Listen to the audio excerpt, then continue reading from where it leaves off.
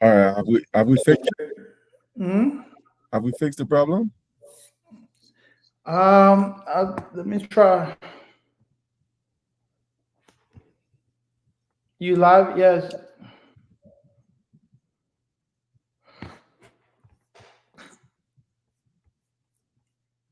But how can I make it live as well?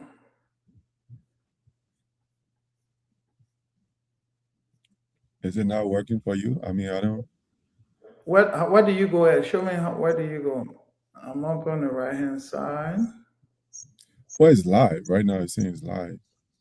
I just don't Yeah, but know how. people that I are don't not even know your how it friends, went off the first time. This technology thing here, sometimes it fails. people that's not your friends can see it. Oh, really? That's the problem. Yeah. I mean, it's a separate problem from kicking us off, but that was the reason why. If they're not your friend, they say content unavailable, almost like your screen is in private mode or something. Oh, well, I don't. To be frank, I don't know how that happened. I didn't. I didn't change anything. Um. Yeah. Yeah. Yeah. Yeah. Yeah. Yeah. But are you able to share it though? Are you able to share? I can share it, but nobody sees it that's not your friend. Eh,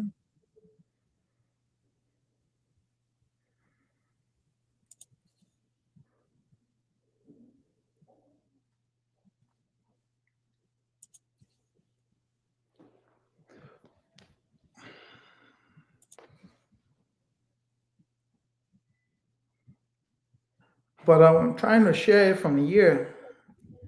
So does it work? directly to share it, how to go Facebook Live inside of StreamYard right now. What do you do? What are the steps? I mean, it's a simple step. It So on the top far right, stream to your um, audience. Is that corner, what it is? yeah, it says go live, and then once I click that button, it goes live, and then we're live. But this time around is um, Maybe I'll try and see if it will go. Okay. All right. I think it's gonna let me do it as well. well, people were sorry, you know, technical difficulties. We're live, and then everything just went haywire. That's good feedback to get the screaming out, right? And,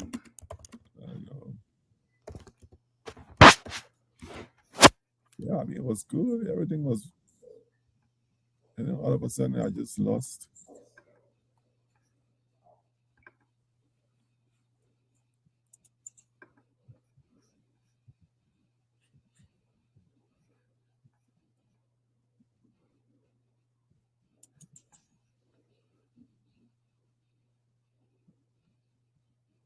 Yeah, I think this is beyond our control. I think this has something to do with Facebook. I think.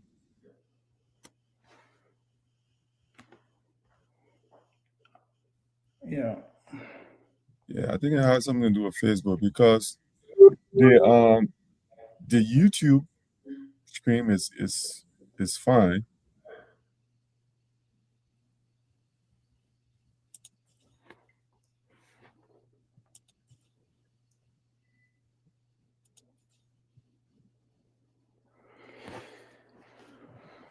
I can share it now on my page as well. Yeah, yeah, please do because I don't know.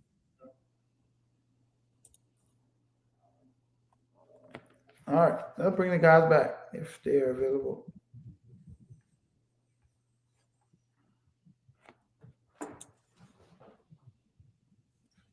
All right, let me send a message to them.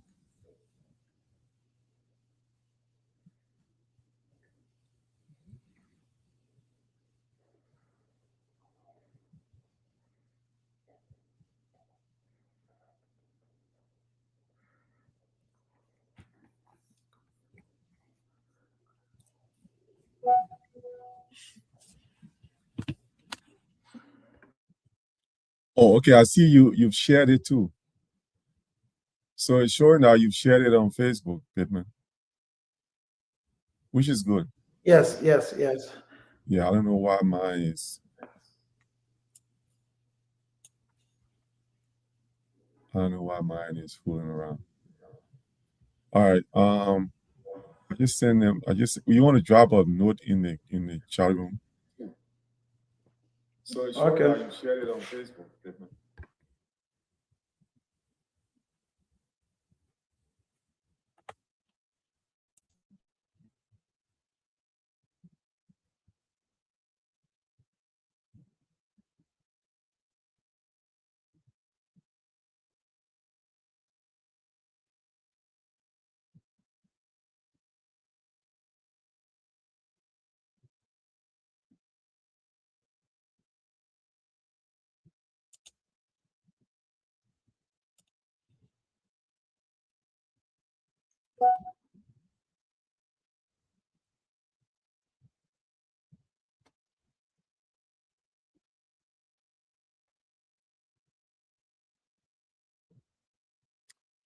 Well, people, we apologize again.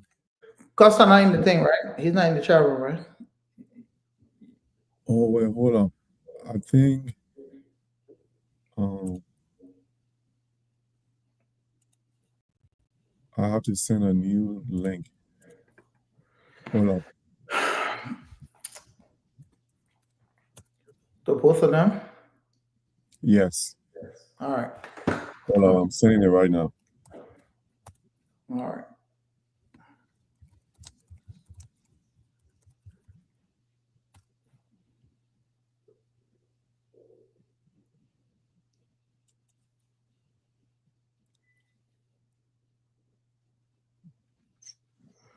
Yeah, today is a bad one. Something called Murphy, right? And Murphy Huh? has his laws, right? Yeah, man. I don't know. It was just goofy in Sorry, the we beginning, had an man. episode of Murphy. Anything that will go wrong, that can go wrong, will go wrong. So I hopefully, know, man. I know. that can Hey, get. I mean, we apologize. I don't know. This thing just went haywire and then everything just Technical glitches. These Hey, things yeah, happen. yeah. I think the voltage from the four mines were too powerful. You know what I mean? And in Liberia, right, when the current come back, if you're not careful, it will blow all your things. So I think Yeah, the voltage you kind of put a panel with Costa and Leo together and Normani. Oh man, come on, man. I know, and we're just we're kind of easy into Well, the let's stuff, go. and Let's then Yep. we go. have to get Let's go. Hopefully, Leo join us. Let's rock the on. best part of the conversation going. But hey, man, I don't know whether I should wait on Leo, but let's just keep going. I think Leo's gonna join us at some point. Yeah. But hey, man, we wasted so much time. But let's dive into something here real quick. We're talking about um, our music and the fact that a lot of people don't show appreciation for Liberian music. Sometimes I hear some people say, "Oh, I don't really listen to Liberian music. I don't pay much attention to it. I don't like the way they sing. They don't sing for the international audience and all that kind of stuff." I don't really buy into it.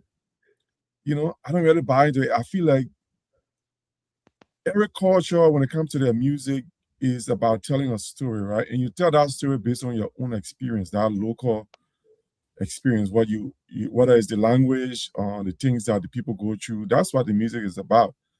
Now, where the world buys in is a totally different thing.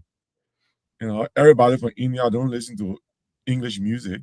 Some people have people from India don't care about music from London, or vice versa. But music, like people say, music is universal.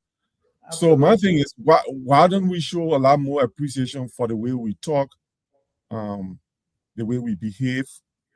Sometimes I feel like it's too widespread in our community. People don't really show that much appreciation. So that's where I want us to talk about a little bit, and then after that we can dive into. I really want us to talk about the business investment conditions in Liberia. I think it's a very important piece of our conversation today. So yeah, let's just have your thoughts on that piece, and then we can roll over to business and investments. Let Costa take the lead on that. Uh, I agree with you, Nomine. I don't agree with people that our music is not or would not do great because we sing in our local parlance or colloquial. I disagree. The Nigerians, the Ghanaians, and all of those artists, who have gone global, sing in their colloquial, their local colloquial. Those guys, take Ashake, for example, one of my favorite Nigerian artists. Ashake almost never say more than 10 English words in his songs. It's Yoruba. And I love it. I don't understand anything he says, but I just love it. Davido and Burna Boy, and all of them, they sing in whether it's Yoruba or Nigerian pidgin, and yet people love it. So I disagree with people that you have to sing in a certain way, or you have to ditch your unique culture. Your language is part of your culture. It's a key element in your culture. You have to ditch it in order to be accepted. We don't need to rebrand ourselves. We need to just expose what we already have. Just expose it. So we can sing in Liberian parlance and people will love it just fine. I mean, back in the day, we had a famous Liberian artist called Maurice Dole. Yeah. Right? Maurice Dole, yeah. They say Maurice Dole was a phenomenon. He went to Nigeria one time for some international music festival. So I'm told he had everybody going berserk. People loved him. Yeah, I love. Taji. Yeah, listen, a lot of my friends give me a hard time because whenever we talk about music and about Liberian music, the first name I bring up is Caesar Gata. It's like, oh, that's because of your bastard man. It's like, oh, because of your bastard man. So I said, no, but let's go Caesar music. I mean, the story he tells is just unique to Liberia. Yeah. When he talks about, how you bring the girls from the village and put slipper on their feet, and as soon as you put slipper on their feet, it's the 10 wild, that kind of stuff. Then it's very unique to Liberia. So my thing is, let's appreciate our music more. Let's support the Liberian musician, and it's a unique, very beautiful piece of our culture. And we just need to show some appreciation. Leo, what do you think about that? Yeah, I think I agree with Acosta's view, but I will take it even one step further. As someone who's been into the music business a little bit as well, it's interesting in art in general, the art scene. People don't realize that people are looking for unique, right? There's a reason why there's so many artists out there, but all of them, all great artists, they still sell. You think about it, right? You go from the US to Nigeria to Ghana, you get hundreds of artists, but they're all still making money. People are looking for you to offer something that's unique to you that they can't buy anywhere else. Because if you just try to sound like the other artists that's somewhere, you can never sound better than them, by the way. Why would I buy yours and not go buy the best in the business? So if you're trying to sound like the Nigerians, or you're trying to sound like the Ghanaians, or you're trying to sound like R&B hip hop, let's be honest. You're not going to outsing the R&B hip hop artists that they have here.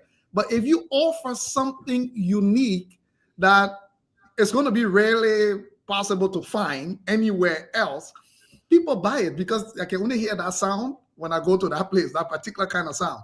I can't hear it anywhere else. And that's what Afrobeats have offered the world, right? It's not like these guys doing Afrobeats, I can out sing the R&B stars and hip hop stars, but they're offering something very unique. You only get it if you're going to listen to them. And this is why we haven't realized in Liberia, we're talking about the food, the same thing. When you have something unique, we often say, right, in simple economics, right, the lower your supply, the higher the demand, the more the surplus you get, the cheaper the actual product. So I think Liberia will have an opportunity to provide something unique. And it's not that we haven't done it before. Prior to the war years, on the African continent, we had some of the best musicians. Liberia was the mecca for where even Black Americans went to perform, from Nina Simone to all of them. I agree. It was mecca for music, right? You go to Tikanso Roberts, like all these guys, they were not trying to be anything else except themselves. So I would say I agree that we need to be ourselves. The only way you can convince somebody if you're telling them a story is if you convince yourself. In business, that's why we say, if you're going to come and talk to me to convince me about something, and I can see that you yourself, you are convinced about the thing that you're actually talking about, then you're wasting your time. So until we can be confident in who we are and willing to take it out there, that people start to, be intrigued by it and want to know, oh, what is that unique type of music? We talk about Bema. Say what you want. When you go to any party, when Bema play, those of us that are in the West, they're not like bring a girl and dance. Say what other people who don't even have a clue what is being said in these songs. And most of the great Liberian songs you can think about, go to Sonega, go to Friday. Like these guys are performers, like par excellence. When they perform, you go to Fatu Gevla. But we never thought that is good enough. The moment Liberian artists get called to go perform to a big concert or whatever, they're trying to be American. They're trying to sing something that's not unique. I'm like, why aren't you offering the opportunity to sing something that is so unique that people will walk away wondering, what was that again and where is that from? I've never heard that before. So I agree. I don't think anything is wrong with us singing in our local palans or languages. What we haven't mastered is to think that is good enough to elevate it and be stubborn about it. The Nigerians didn't just start singing. You know how long it took before Afrobeats finally hit? For a very long time, nobody cared about it. They were singing until it got to the point where it started to, certain prominent people started to play it, or they started to collaborate with some big artists from the West, and all of a sudden, it started to go up. I agree. Yeah, I think we definitely need to show, because the reason why I brought up this conversation, trying to identify us as a people. If you look across the globe, there's always this. For every country, there's always this unique thing. If you look at Ghana, is that that kente cloth, the golden staff, that symbol, that representation. And I've always wondered, okay, what is it about Liberia that stands out? What can we put out there? And we already have those things. We have our music, we have our food. We just need to focus in a little bit more and not be afraid, to put ourselves out there and make people see our uniqueness. Go ahead, Dr. Kennedy. I think one of the things that we have in this idea of self-depreciation, right, is being sold by the powers that be, and there are clear examples, not only in the music industry, but look at in the religious industry. Look how we pack the stadium for guys that come from outside Liberia to preach the gospel. What's so much in the gospel that's so unique and so new that we go crazy? But we have a plethora of preachers and pastors and everybody right there at our fingertip. So we do the same thing when events come up. We go and pay thousands and hundreds of thousands of dollars for foreign entertainers to come and entertain when we have a whole repository of young entertainers that we should be developing. So it's not just the idea of what we're talking about, but it's more so expanded. It's something that we are practicing on a daily basis, that we are enforcing. Putting our funding, our money into foreign entities to come and deliver things that we already have. That's similar to the story, The Acres of Diamond, where you are standing on the guy, Russell Cromwell, you're standing on this land of diamond, but he sells it to go look for diamond on somebody else's land to find out that there's no diamond there. And, frustration kills him because of he didn't dig down right where he had diamonds. So it's this idea of self-depreciation that we need to get rid of, I think. And all of us collectively can help in that area. Just wanted to add. All right. No, valid point, very valid. But let's transition over to the business and investment climate in Liberia. This is something that I want us to talk about a little bit. And I'll give my own perception about Liberia business investment climate and all that.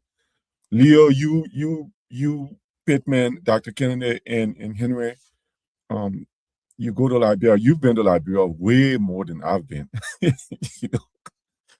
Last time I was there was about 10 years, 12 years ago. But that doesn't mean that I don't follow. I read a lot about the country, a lot of the online newspapers, the international dailies that talk about investment in Liberia and everything else. So I'm aware to a certain extent what was going on there. But yes, what I wanted to come from. From the beginning of the show, I spoke a lot about one of the ways that I feel that Liberia will turn that corner, that we will see a lot of changes at every levels of our society, whether it's business, education, wherever, sports. I personally feel that a lot of Liberians have to abandon, the diaspora, the comforts of the diaspora, and go back home. That's what I feel. Now, having said that, there's a lot of talk about Liberians who have gone to Liberia, made some investment. Those investments have not come true. Now they're spreading this gospel around that don't go to Liberia, don't invest your money in Liberia. There's nothing that you can get out of Liberia. I want us to have that conversation. I want us to talk frankly about the investment. Now, Pittman, you have some investments in Liberia. Leo, you made a huge investment there. Henry, you're there. In fact, when you graduated school, you moved back to Liberia, and you told me you're going back there to invest and help build the country. So I want us to have that conversation. What do you say to those who are saying, don't take your money to Liberia, there's nothing there?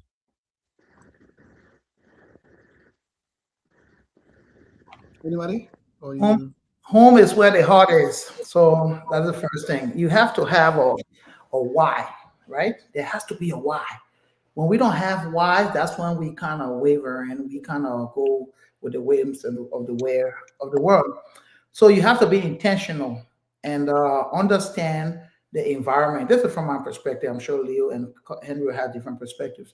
And understand the environment. So, and one way to do that is by being present on the ground, understanding the people, how to move around, how to get things accomplished. Are there going to be setbacks? Yeah, absolutely. You're going to have shortcomings, those obstacles. You're going to have people that's going to try to deceive you. You're going to be faced with those things, but that's everywhere you go. But if you're committed and focused, you have to be diligent in doing your research that will preempt the work or the investment. Make sure you put your sweat equity into what you are trying to invest in, so you understand what those risk areas are, and then be willing to accept or mitigate however you want to do those risks. And then you start small. I always say start small and then scale as you go. Last week we had a classic illustration of that when Leo was talking about his phased approach in the center, how they went through, they did the first phase, came and looked at it, and then moved to the next one. Everybody is different, the amount of money you invest in, the scope of the work you are investing in. Everybody, some may go into agriculture, some may go into athletics, some may go into academics, all kinds of different things. So every situation is going to be different. But that's a fundamental template that you must adhere to, and that's that area of research and doing your homework and making sure that you put in that time. That's from my perspective. I'll pitch over. Yeah. No, thank you, Dr. Kennedy. I think, from my perspective, that there are two ways to look at it. There are business people or people who want to invest who are risk adverse. Period. There are people like that, and there are certain types of businesses that are also risk adverse. I talk to Liberians all the time, and sometimes they tell me the type of business they went to Liberia to do. I'm like, okay, maybe you needed to get some advice and do some consultation a little bit more before you went in. And there are certain types of businesses that are resilient enough to survive in certain environments. And just what I've noticed, where you have the biggest problems are also where you have the biggest opportunities. They go side by side, because anyone who knows how to solve those big problems, you have a heavy, payday. Yep. I think what ends up happening, at least in my experience, a lot of Liberians are very used to transactional businesses. Very used to transactional. It's transient, it's fast, it's quick turnaround, and some of that is because that's how our country has been after the war. Infrastructure has been really hard to come by. So how are you going to do businesses that take you the long trajectory in a place where you don't have the necessary infrastructure built in to support it? But the way I see it, and this is what I would say, it's hard to invest in Liberia or do business to thrive in Liberia without necessarily having an intersection with social impact, just because of how things are. Because the challenges are hand in hand. And sometimes for you to answer your business question, you're going to have to be able to get the buy-in in a certain way, whether it's from the powers that be or locally. But also you have the challenge with, especially as Liberians in the diaspora, we are suspect. Once you show up in Liberia, and for good reasons, people have very good reasons why they would suspect you from past experiences, previous experiences of how they've been duped by people from the diaspora, and vice versa too. Liberians from the diaspora suspect Liberians locally for good reasons also, because they have had many stories of being duped by all kinds of people. So I'll give you my example. Even just the learning center that we did, electricity has always been a challenge, and you know how unstable it is. Mm-hmm. So we try to answer a big question around how do you do something that answer that question, because if you don't answer the question, it's hard to be profitable when you are paying exorbitant costs for running generators and dealing with the unstable power and all of that stuff. So we designed something that for the last 1 year, we've needed to get power from nowhere else. We're producing over 100 kVA. We are using about 40% of the power that we actually produce. What that has now done has allowed people here from the diaspora, non-Liberian investors, coming and saying, what can we do to expand that into a small, want to put the money in? Because one of the problems in Liberia is the capital. Capital is so expensive in Liberia. If you dare try getting a small loan from a local bank in Liberia, the kind of price you have to pay for that loan almost makes it impossible to really make profit or long-term profitable business. And if you're doing big business, you need at least 10 years. Real 10 years. You might be fortunate sometimes that you can turn it around in 5-6 years, but you need to stay the course for 10 years. So what I would say, it's not the problem of investing in Liberia, it's the understanding of the layer of the land to know, first of all, what type of business you're taking to Liberia, but also doing your feasibility study to figure out what type of team you need to build, right? You can't go to the village where they got no car road and you say you're bringing your Lamborghini to come and drive in the village. It does not make sense. You have to be able to understand what type of risks are you willing to take. Risk management is one thing we don't do in business in Liberia. Like we were talking the last time, I had $2 million to go invest in Liberia. Instead of going and dumping $2 million there, I had to phase out a project by $300,000 at a time, so that if something goes wrong, I still have enough buffer of a capital to course correct and deal with the challenge. Yeah, it might give me setbacks here and there, but I can course correct and still maintain the confidence of my investors so that I don't ruin their confidence because I threw my hands up in the air and everything went bonkers. But again, these are just some of the lessons learned from my end. I'm pretty sure others have seen all kinds of things, and Costa is in Liberia all the time. He has been and has dealt with business people, done business himself. I'm pretty sure we'll have other examples as well. No, nice. No, that's. I mean, I got some follow-up questions for you, Leo, but we'll go over to Henry and hear from him, and then we can come back with the follow-up questions. Yeah, pretty much. Leo and Bateman really struck the nail on the head. It's a very challenging environment to do business in, even as a Liberian. But it's, if you find the right niche, if you find the right opportunity, you can make a lot of money. But the challenges range from finding the right people to work with. Trust is a problem. Dishonesty is rife in the country. People, you bring them on board initially, give them an opportunity, and they treat you as though you're a savior, but they're just setting you up for the kill. Give them some leeway, and they're gonna find every opportunity to rob you. So that is a problem. You have to constantly look out for that. Honest people, hardworking people are a rarity in the country. The other issue is mobilizing capital. Liberians don't believe in synergism. We don't believe in pouring or pooling our resources, financial or sweat equity, to borrow Dr. Pittman's catchy phrase. We think that we believe in this individualism. I will build my own thing myself. I will do it myself. And a lot of times, so that is a problem, because when you can access capital through the banking system, you have to raise it some other way. And almost always, you alone will never have the capital resources as required to jumpstart a business. You're going to have to pool resources. And so it's a difficult thing. That is why the foreigners have such an advantage over us. I'm in the mining space now. I've always done business in Liberia. People, I read what people say about me. One of the things my detractors like to say about me, what kind of guy has never held a job? I've never had to have a job, because I've always been a job creator. Yeah. They say the man has never worked, but yet I live better than most people who have worked, because entrepreneurship is the way to go. Entrepreneurs. I've always had a radio station. I had a radio station for about 15 years. I had 20-something employees. How the hell do you think I was paying them? We had to be making money. But then now I'm in a mining space. The mining area is something I knew nothing about it. I just dabble into it. People talk to me about it. I have very little information. Like Leo said, that's one of the mistakes you make. Do your feasibility, do the research.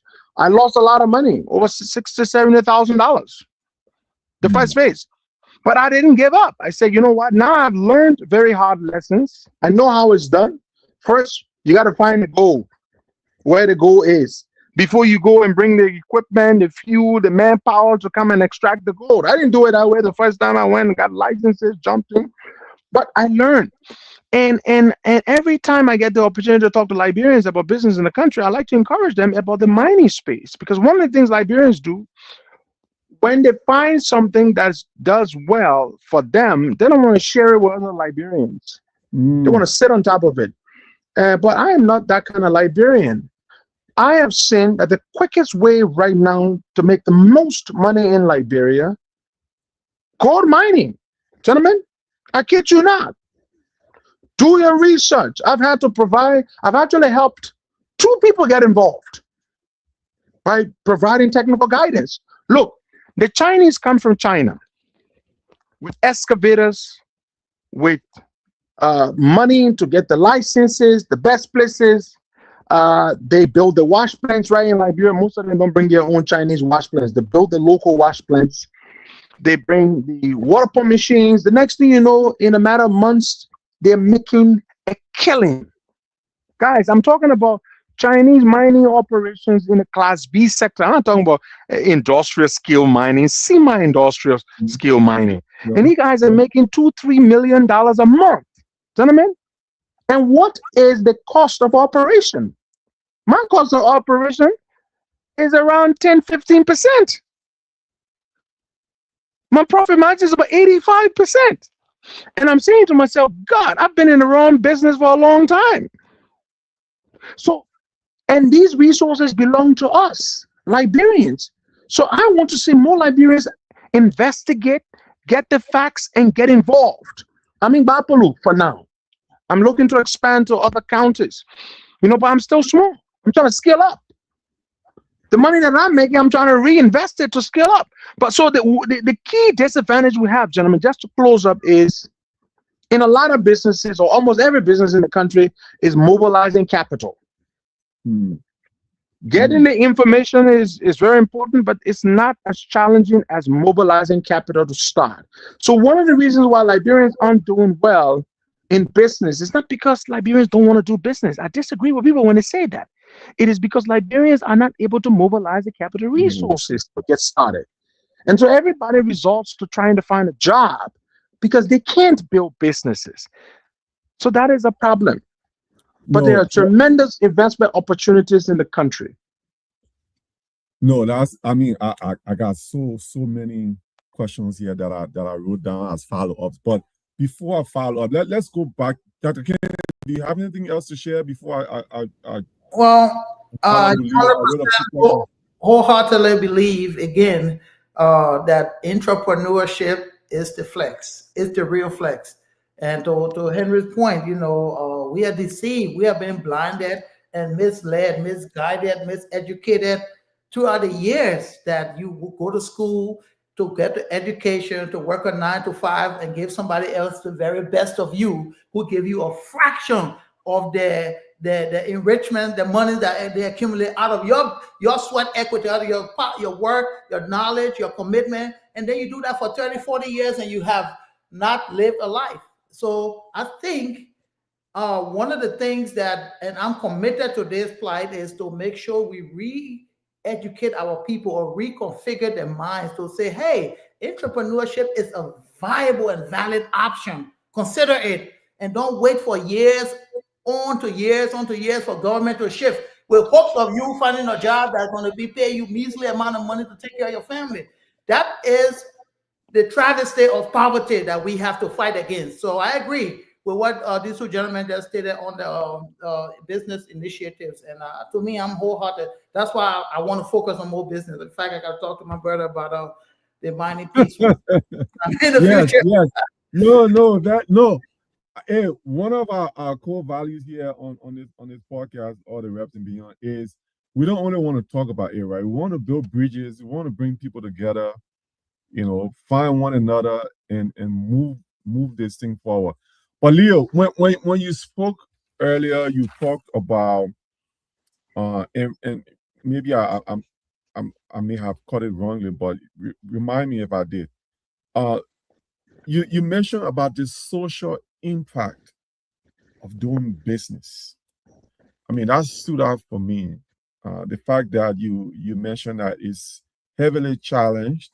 I want you to expand on that a little bit more. What is that social impact? What is the social impact of doing business? Yeah. Especially considering that you're a Liberian, you're familiar with the people, you're probably familiar with a lot of the social aspect of what goes on in Liberia. But what is that social impact? I want you to expand on that a little bit. Yeah, no, again, in my experience, I find that to be very important. I mentioned about being suspect from both sides. The people from the diaspora are suspect, of people in Liberia, rightfully so, when you hear some of the stories and what people have gone through. And the people in Liberia are suspect of the people from the diaspora as well, for their own reasons that are often valid. So the social impact for me is where you bridge that divide to try and build that. And I'll give you an example. I said I wasn't going to go build a charitable venture in Liberia. Charity doesn't work in the long term. Everybody knows that. So we built a facility, and I said you'll be paying for a fees, right? Your library card is $20 USD for the whole year, right? Mm. If student is $12 for the whole year. If you're under 13, it's free. So I'll give you a typical example. I come out here, I get Dr. Deeks, Dr. Joseph Deeks and his wife Rachel Deeks, Auntie Rachel, to raise $25,000, right? And pay for X number of cards. So now community, I can recruit. I still made the money. I didn't lose any money, period. And it's not like I doing a charity thing to say, oh yeah, just free cards to go, but there was no revenue for it. I can show the revenue for it. But for the recipient, it's a social impact because they didn't have to pay that money from their pocket. They didn't know how that money was raised. I got Axel Ade to do the same thing, get a bunch of his friends on his birthday, raise money, and we can pay for that. That for me, because it's hard to not answer the social impact piece in such a diet, given what is happening in Liberia. You would think by paying someone a salary to work for you, for example, they're supposed to be responsible enough or whatever, but that person comes from a family of 15. And they're the only breadwinner, they're the only one making something to take care of all 15 family members. I'm not saying go and do charity with your business, but you have to find smart ways of making social impact.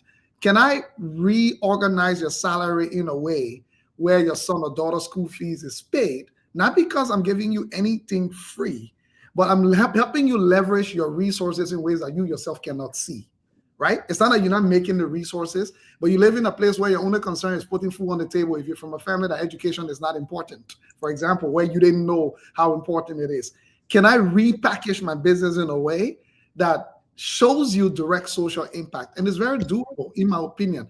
Void of doing that, it can be really, really hard. And this, I'm not saying doing this is a magic bullet that will solve all of your problems of people wanting to steal and be dishonest and all of that.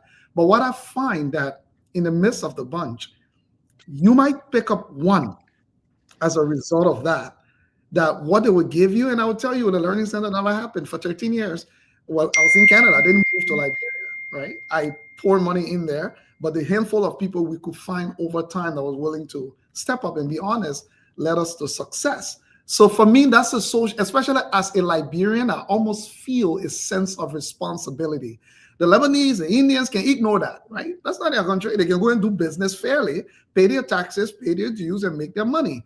As a Liberian, it's difficult for me to make that same case. So I think that can give more buy-in and can set me apart from the others, the other foreigners who are just coming in to do business.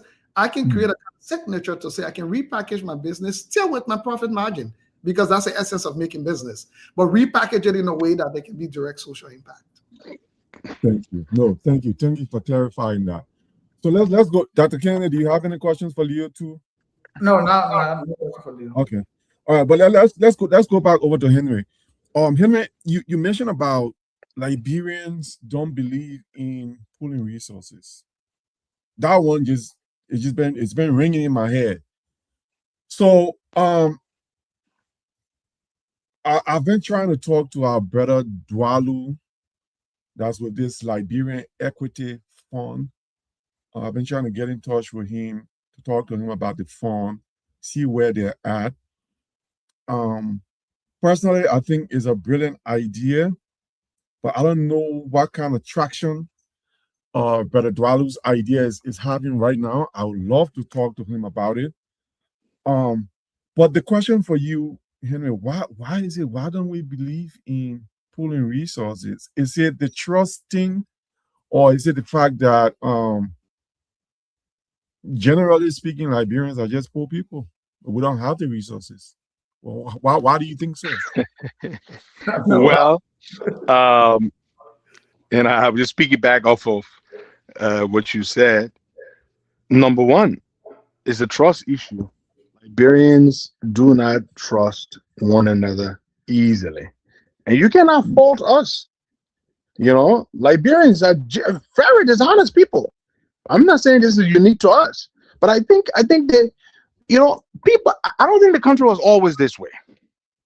I think there was a time when dishonesty was not as rife and prevalent as it is today.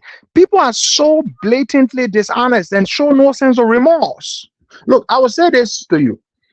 The Lebanese bring the Indians to be their to be their accountants and their controllers. Do you know why that is? I've asked a lot of Lebanese friends, why do you have Indians and not Lebanese as your accountants and your financial people? They say because these Indian people have a history, a reputation, well-established reputation of honesty. Can you imagine? Yes. I have a lot of big Lebanese business friends, and they have Indians as their manager. Not even Liberians. Are you kidding? Not Lebanese, let alone Liberians. And I said to them, you pay these Indians a lot of money. Why don't you hire Liberians? And this is what they say to me. The Liberian man will steal from you, and he will brag that he will bulldoze his way through the court system, and nothing will happen to him. And it is true. You want business people to hire Liberian accountants and Liberian controllers and Liberian finance people, and they're going to steal hundreds of thousands of dollars or millions from them if they can, and they're going to go to the courts and bribe their way through and walk scot-free, and nothing happens to them. It's a problem, guys. People think that corruption is just in the public space, the public sector is just in the government. You are wrong. Liberians work for banks, and they steal a lot of money from the banks. They steal a lot of money from businesses. They're in court for all kinds of things. People are so dishonest. So because of that, everybody is a dog-eat-dog society. I don't trust you. I think you want to eat me. You don't trust me. You think I want to eat you. So how are we going to coalesce and pool our resources together to do anything together? Look, we don't have a history of successful Liberian partnerships. We do not. There's another problem. Even if it's not stealing from your partner, the other problem is people just don't like working together and succeeding together. No, they don't. We all want to do it ourselves. Like Jeff Bezos said once. He said this a couple of times, and I've heard him say this. He said, Amazon. I have 13% of Amazon. Amazon is well over $1 trillion, right? And he said we created over $800 billion worth of wealth for other people. The reason this country is so great that people can build big businesses and take on monumental entrepreneurial challenges is because people have built a culture where they can invest their money in the stock market, or they can invest their money in startups, and they can go to bed and sleep knowing that startup, that business will pay dividends. And if for any reason that business collapses, there are layers in place, there are legal frameworks and infrastructure in place to protect those people. But we don't have that. We have a country where banks go bust and depositors never get their money back. Here in the US, we have the FDIC to protect and ensure depositors. So we have a country that is built on a culture of dishonesty in every facet of the society. And in such a society, it's difficult for people to succeed because everybody is trying to fleece the next person. So it's a fundamental problem. Then the other issue you talk about, and you already answered the question, Liberians are some of the poorest human beings on the planet. Look, guys, let me give you some interesting facts about the country. We are, according to my research, and correct me if I'm wrong, but I assure you, you will not tell me I am wrong. There is no other country in the world whose foreign population is wealthier than the entirety of the population of the people. No other country in the world whose wealth is controlled, is owned, is managed by foreigners. There's no other country in the world whose citizens are second-class economic and social citizens in their own country other than Liberia. This is sad. How do you overcome this? You will never overcome it because you are obsessed with politics and politics. You're having mass rallies. You're desperate about winning the next election cycle. And the Lebanese and the Indians and now the Chinese are getting rich and rich and rich. And all you're concerned about is a measly government salary, a small kickback here and there. You build your girlfriend a nice house, you buy her a nice car, you send her to America to give birth, and you think you're it, but you're not. We are a country that thrives in the midst of mediocrity. Liberians are the most mediocre human beings I know. A Nigerian man says once, in Nigeria, when you bribe a Nigerian official, you bribe him in a briefcase. In Liberia, you bribe them in an envelope. How much money can an envelope carry, guys? The utter easy guy today who is trying to get 3 or 4 oil blocks once flipped 3 oil blocks, made $250 million, and bribed the legislature $100,000 to ratify a $250 million deal. So, folks, it all goes back to mediocrity. Liberians are the most small-minded human beings in the world, gentlemen. I get a little job, I get my little papi solo, I do my little club here, I be my little small little Congo. All right. I won't be like Leo Johnson go pay Lenny Center. He do it away. All I gotta do now, I don't got time for that. So let me hold you there, Henry. I mean, and you said a lot, and a lot of things you said is right. But one of the points you struck is the fact that the wealth of Liberia lies outside with the diaspora, the people who live outside. Those are the people who got all the wealth. So, and I've always maintained that people need to go back home with that money. But then we have the trust factor, like, okay, why am I going to work here in the United States for 30, plus years, probably have $1 million, $2 million in my retirement account, and then take that money back to Liberia when I know for a fact that, there's no protection, there's no financial protection, the people can get away with crimes. We understand that, but yet and still the Lebanese are there. Because the Indians are there. So my question, the question I want us to dwell on is,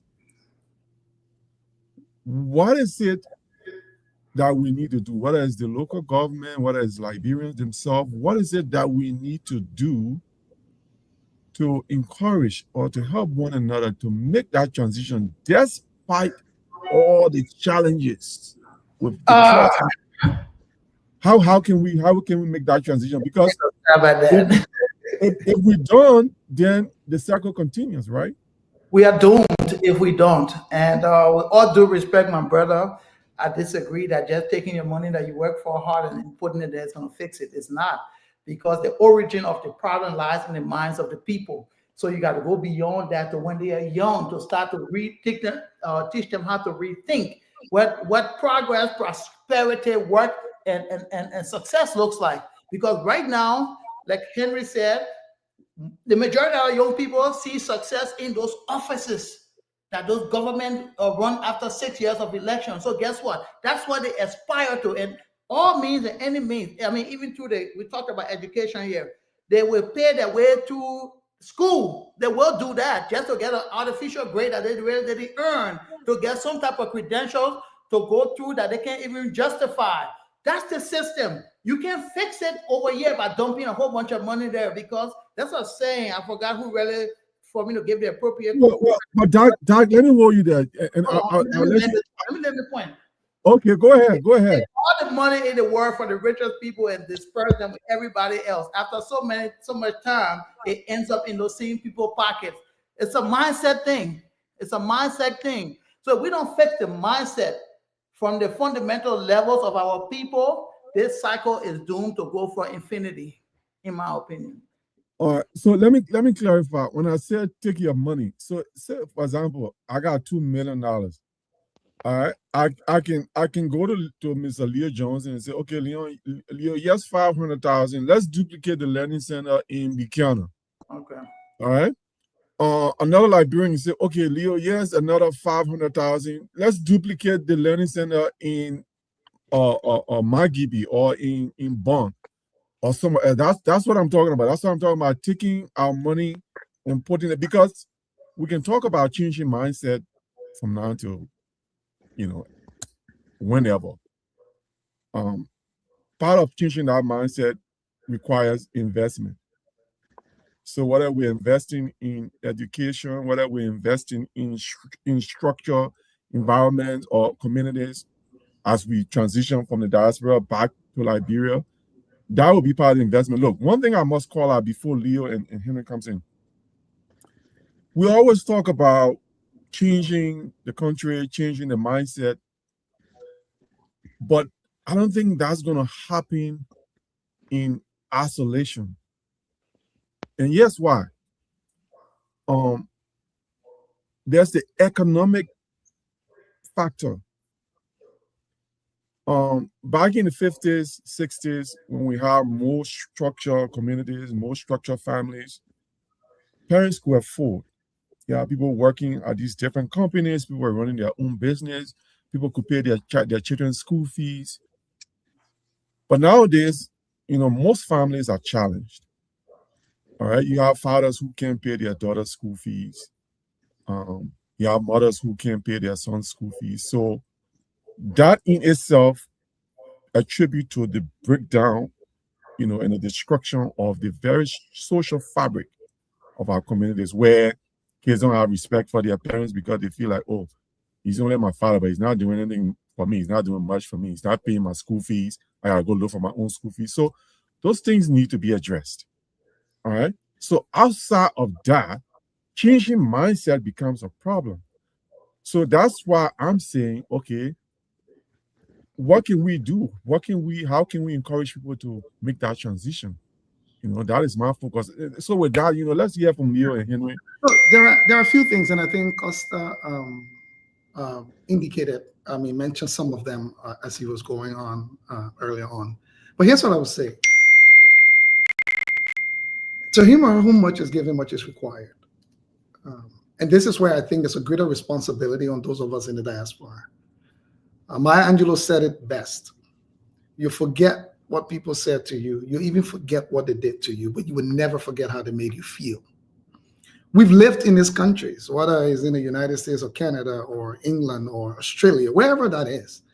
And we've seen the magic of what Costa just described in terms of, the stock market, how these societies have managed to build in these infrastructures or take on startups and take it from zero, literally with very meager resources or little resources to some of the most successful companies in the world. We live these stories because we see it, we're here. So I think there's a greater onus on us. Sadly, I would tell you, a lot of us from the diaspora, we behave worse than the people who actually have never seen these things when we go to Liberia. Sadly. And I will be frank with you because I know friends who've done that as well. We go there, all of a sudden we get this cognitive problem or selective amnesia that we behave differently. But then when we come back here, we behave properly when we are in the other way, the ways we're supposed to behave, the due diligence we're supposed to actually do. It bothers me a lot because you can tell the difference. You've lived here.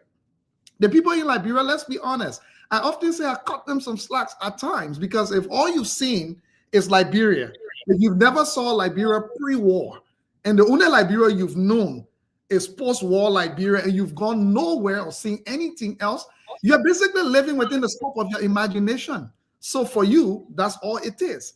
But those of us who come from here, I'll give you one thing we can do, Numeni, to your question. One, Costa mentioned it, don't go at it alone. It's the highest risk any business person can ever take to venture into a frontier market. Liberia is a frontier market. Everything is at an elementary level. No industry is so developed that you can just tap on the other person and relax and my business just go, like you see in the US and other places, where you can just throw in a share and, throw in some dollars and just go and sleep and lie down and your money makes money for you. We don't have that in Liberia right now. So don't go at it alone.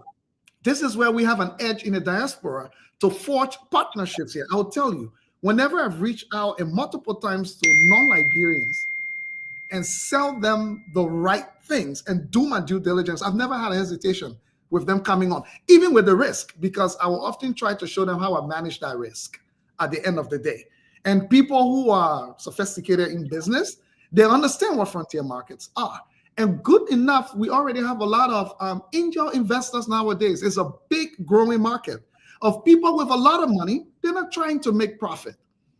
They're just interested in social impact, or they're interested in helping a startup to grow and become successful. They might be interested in the capital, but they're not trying to make profit. They're not in a place where they're running to make profit. I can tell you, through an effort that we just did, some of my friends and I, we raised enough money to help a young Black woman purchase an optometrist practice, cash down, all angel investors. They were willing to put the cash in. In Liberia, there are a few things we're working on right now, and the amount of mobilization of funds we're seeing coming through is shocking on a business level. So I would say to everyone, not everybody has the skill set or ability to go and do it. And that's why you don't go alone. That's why Henry said, if I know Henry Costa is good at raising money, let's put it that way. I know Henry Costa has done 2 or 3 different ventures, and I saw that he was able to mobilize the resources and build the kind of stuff. Why, if I have an idea of doing business and I'm not good at attracting capital, why am I not reaching out to Henry and say, I have a beautiful, great idea?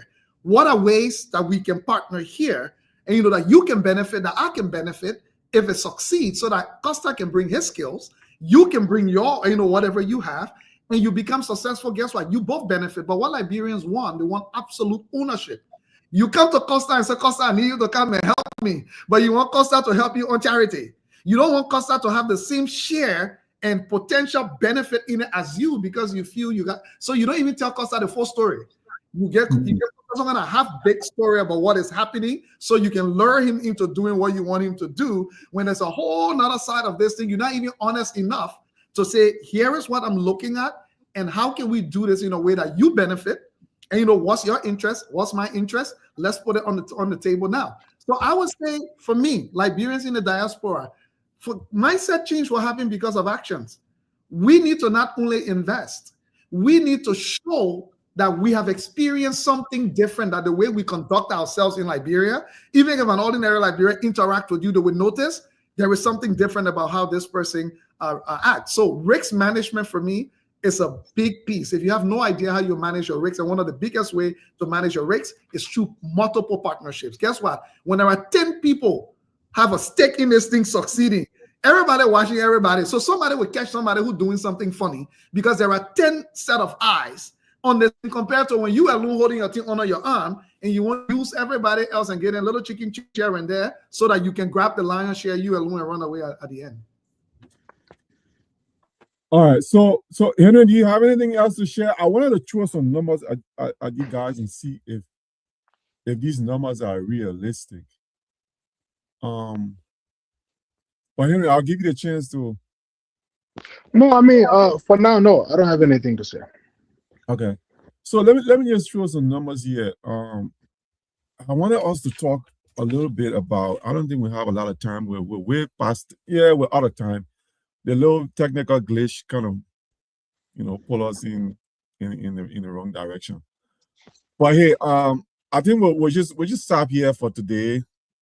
I think we've spoken a lot about it. I really want us to maybe on another date we can talk a little bit more about the role of the diaspora. I think is very, that's a critical piece when it comes to the development of Liberia. I know we have the diaspora committee, the ones that they always organize these town hall style meetings where people meet whenever the president comes to the US or goes to Europe and other places. There was one held in the DC, Washington DC quite recently. I haven't heard much about it. Like what are the real tangible outcomes of those meetings? I haven't really heard much about it.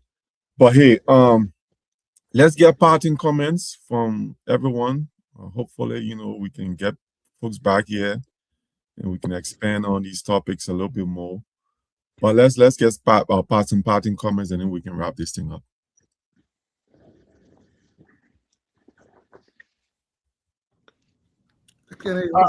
All right. So, along the lines of collaboration, networking, I'll put it in the same capacity. It's important that we think positively as we collaborate as well. What I have found, and personally from my experience, is there's a slew of us in the diaspora here that don't like to see good, that don't like to see things moving forward, manifesting positive outcomes.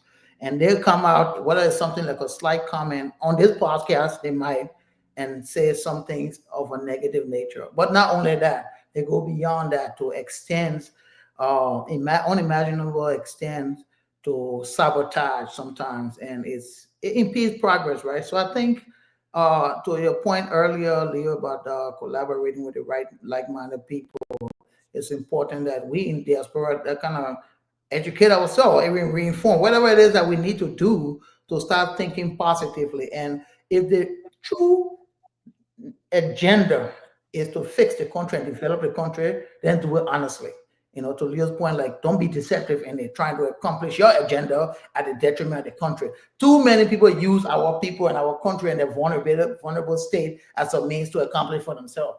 So we got to do that. And then the final point I will make is bring somebody else along. Bring somebody else along as you move forward, and I want to send a shout out to my team that runs the operations, 7 college students that understand the vision of giving back to the young people, and they serve them and have been serving them so diligently, even though they don't have a very handsome paycheck at this point.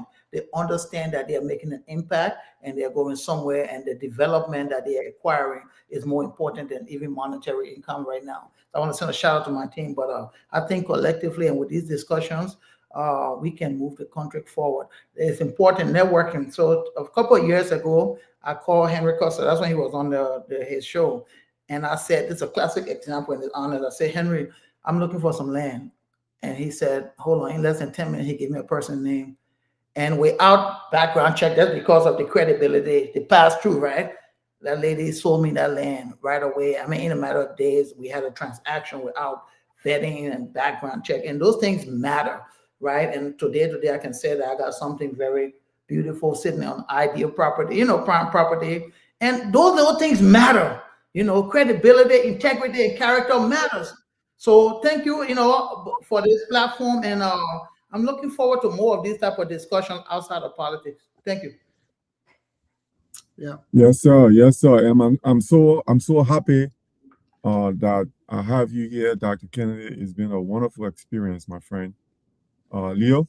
Yeah, no, thank you. And here would be my parting comments, especially to Liberians in the diaspora. It's time to stop investing in Liberia like you're a foreign business person. Because sometimes you hear Liberians talk about investing in Liberia as if to say there's some foreigners, right?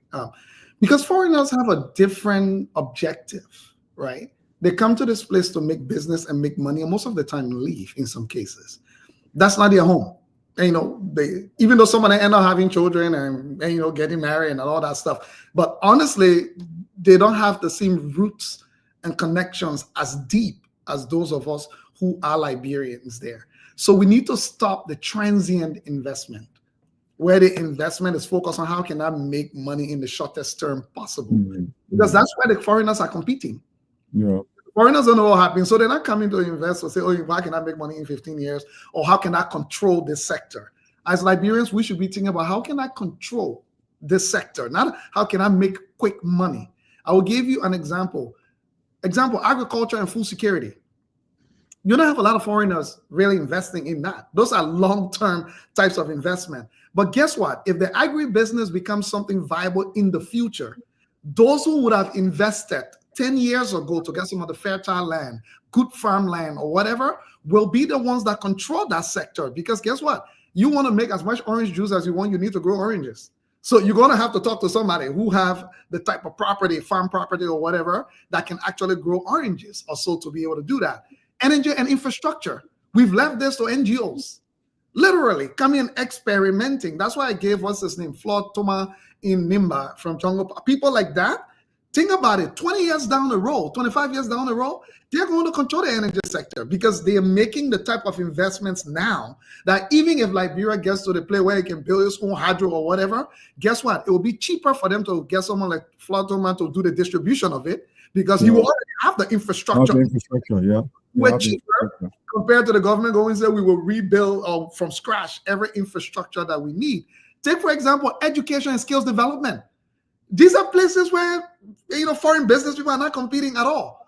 Education and skills development. We Liberians are not investing in these areas. We're talking about big companies coming to Liberia or whatever.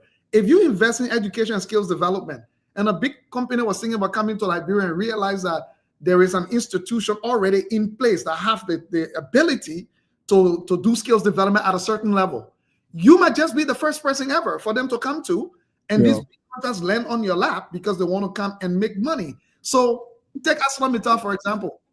If ArcelorMittal wants to do a robust skill development program or whatever, most likely they will either go to Ghana or Cote d'Ivoire or nearby countries that already have that in place because Liberians are not investing in it. Technology and innovation, even healthcare systems. So I would say for me to Liberians, I'm not saying don't invest in transient areas, right? Like Costa is talking about mining, right? That is a long-term operation. It can be you want to go mine for 1 week and cash out and close down and walk away.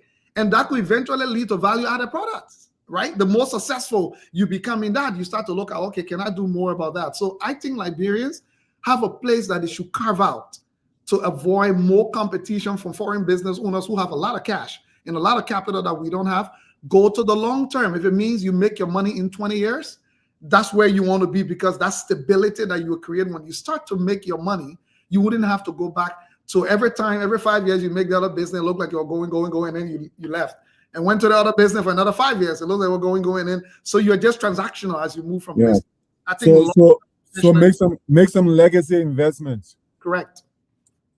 All right. Well, let's hear from you, Henry. Let's get some parting words from you. Well, again, I want to say thanks for the opportunity to come on and sit here with you, very fine minds, and talk all things Liberia, our common denominator. We're a unique, wonderful people, tremendous opportunities, largely virgin, and with a lot of opportunities to pioneer various industries, like Leo was saying. There's so much we can do. And I just think that, the Liberian Renaissance or revolution is waiting to happen. It hasn't happened. Our best days are ahead of us. They are not behind us. Those days that people who lived through those days would romanticize and speak of so fondly. They think that those were our best days, but those were not. I think our greatest opportunity to become that which we can be and must be lies ahead of us. And so I'm very optimistic about the future of our country. In the midst of the weariness and challenges we face, I think this Lone Star of ours, long may they wave over land and over sea, will continue to rise high. Thank you so much, and it's been a wonderful pleasure being here. Yes, sir. No, it's been a wonderful experience with you guys today. I always learn something. I always take notes. I've been writing some stuff down. It's just a brilliant thing, a masterful experience. Just hearing from you, hearing about your experiences, hearing about the way forward. Indeed, our best days lies ahead. And as Liberians, we must remain hopeful. And one of the things I always say, if somebody comes to you the first time and say, "Oh, Dr. Kennedy, my man, I got a problem with, the way you walk," and then the second person comes, "Oh, Dr. Kennedy, I have a problem with the way you walk." And the fourth and the fifth and the sixth person comes and say, "Oh, I got a problem with the way you walk." Then as a person, you have to recognize that indeed you have to do something about the way you walk. Because this is not just a singular opinion, it comes from multiple people. And I say that to mean we've all here agreed that there's a trust problem within our community. And people need to recognize that. And even if we all decide that we're going to pull resources together, then the issue of trust must be addressed at the forefront so that people feel comfortable and they're able to be a part of these great ideas. Liberia is the only place we have, with everything else that goes on here, especially in America. I think we've been in the news here in Minnesota with the immigration people, raiding, their homes and businesses. If you're a typical American, you're not worried about that. Like, well, you can raid all you want, right? I will be here. I mean, that's the same way about Liberia. If you're a Liberian, you're always a Liberian. It doesn't matter what happens. That's the only place you have. So we need to think about Liberia that way and try to push these ideas and not be afraid to talk about the things that will make us better. And that's what all the Reps and Beyond podcast is about. Dr. Kennedy, thanks for showing up today. It's been wonderful. Your ideas have been brilliant. Our special guest, Mr. Henry Pedro Costa. Thanks for showing up, my dear brother. It's always a pleasure.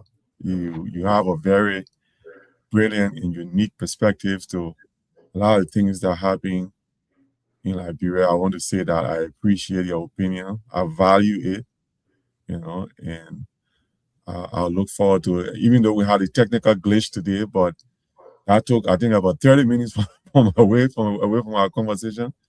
But we'll try to get, God willing, we'll try to get you guys back here. Leo, always a pleasure. Yeah, I mean, whenever you speak, I'm taking notes. You, Henry, Dr. Kennedy, I'm always writing stuff down. I think I have about 5 or 6 pages here now that I whenever I take notes on. But it's been a wonderful day. To our folks out there who's been following us, thanks for joining us today. Enjoy your weekend. And may I say, guys, tomorrow is my birthday. So Happy birthday. Yeah, Happy birthday, man. Yeah, right after we shut the show down, I'm gonna be all over the place. I like that. Hey, bro. I'm gonna be all over the place. I mean, In a man Liberian voice. I think the older you get, people say the older you get, you don't appreciate birthdays. But I think it's the opposite for me. The older I get, I appreciate these birthdays a lot more. I don't know. Of course. It makes sense. Yeah. It makes sense. But hey, man, thanks, man. I appreciate you guys. Thanks for joining us today. And I hope you have a wonderful rest of your weekend. And I look forward to keeping in touch and staying connected with you all. Okay. All right. Pedro, I sent you something. Oh, you saw it? Okay. You messaged Yeah. Yeah, I saw it. I know you'll be like, bro. All right.